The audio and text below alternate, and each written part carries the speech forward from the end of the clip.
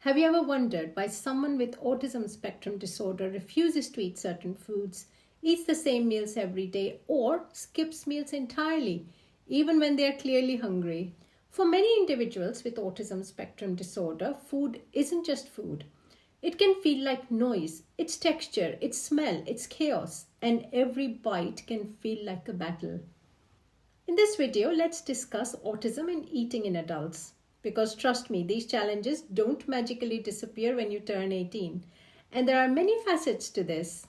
I'm Professor Shania Rathod, a psychiatrist in the United Kingdom. I post interesting videos on well-being weekly on my YouTube channel. So please don't forget to subscribe and you will not miss out on the next one.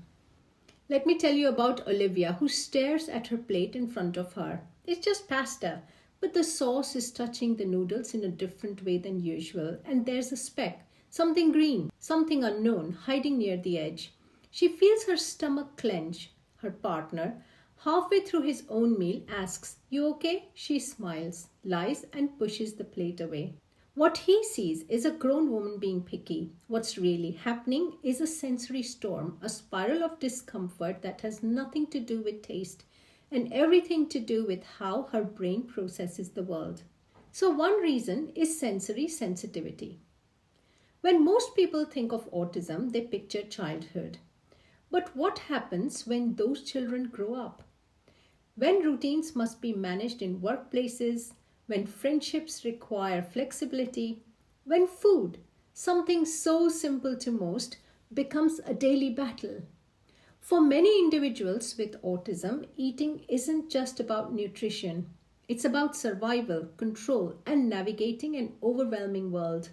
For some individuals with autism, eating feels like a silent war fought at every meal, not because they are dramatic or stubborn, but because their sensory systems are wired differently, intensely. The texture of mashed potatoes might feel like wet cement in the mouth. A soft banana could trigger a gag reflex. A strong smell like cooked eggs or fish might flood their senses like a foghorn in a library. Let me tell you about Liam, 35, eats almost exclusively beige food. Toast, plain chicken, crackers, pasta with no sauce. He's been called a fussy eater since childhood, but no one ever understood why. It's not about preference, it's about protection. A new food isn't just new, it's unpredictable, chaotic, a potential assault on his carefully managed sense of calm. For others, the opposite might be true. Their sensory systems under-registered taste or texture, pushing them towards ultra-spicy or crunchy foods just to feel something. It's not unusual for an adult with autism to crave intensely flavored snacks or, in some cases, non-food objects like chalk or paper, a condition also known as pica, because their nervous systems are seeking stimulation, not satisfaction. Second is the environment. It's not just the food itself. The environment can be just as overwhelming. Imagine trying to eat while your body is on high alert. The chair feels too stiff. The overhead lights flicker. The hum of the fridge feels like thunder. And the sound of chewing nearby grates like nails on a chalkboard. In college, Olivia couldn't step foot in the campus cafeteria without feeling dizzy. The noise, the smells, the unpredictability. She began skipping meals just to avoid it.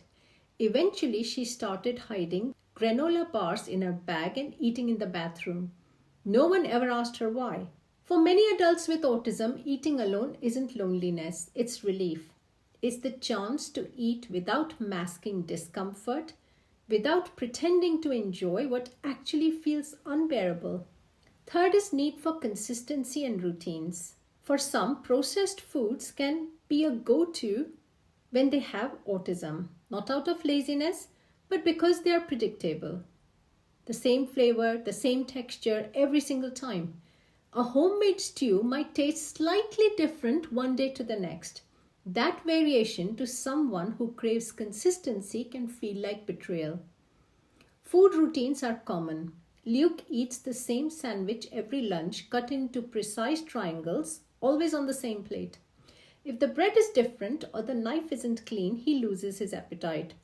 Sarah eats only green apples, peeled, sliced into 8 symmetrical pieces. It's not eccentricity, it's survival through sameness. Changing these routines can feel terrifying, which is why progress must be slow, gentle, and built on trust. Before asking someone to eat a new food, they might need to look at it, touch it, smell it, and it might take some time before they take a bite. This isn't defiance, it's desensitization. Fourth is societal norms. Meal times are supposed to be social, family dinners, date nights, celebrations. But for individuals with autism, that can turn a simple meal into a tightrope walk. Some, like Olivia, feel performance pressure. What if she makes a face when the food feels wrong? What if she spits something out or gags? Others feel overstimulated by small talk or panicked by sitting too close to others. Some feel more able to eat in trusted company while others need solitude to truly relax. Preparing ahead helps, knowing who will be at a meal, what will be served, where they'll sit, but surprises can still throw everything off, and the emotional fallout can last long after the meal ends. Fifth is food as a coping strategy. Adults with autism often develop rituals and rules around food as a way to feel in control. Counting calories obsessively, sticking to an extreme diet, avoiding food entirely, these aren't always about body image. Often they are an attempt to find order in a chaotic world. For some, eating becomes a form of emotional regulation. Sita admitted she binged not for pleasure, but to numb herself after stressful interactions. Alex fasted for days at a time because eating disrupted his sense of focus. These patterns are coping strategies. They may look like disorders from the outside, but they are functional responses to deeper overwhelm, often invisible unless someone's looking closely and understands them. However, when eating is tied to a positive obsession or a sense of play, fear softens. Curiosity takes over. New experiences feel less like threats and more like adventures. The goal isn't to fix eating, it is to understand it. If there is one truth to remember, it's this. Eating difficulties in individuals with autism are not just about food. They are about control, safety, comfort, and the way the world feels through a differently wired brain.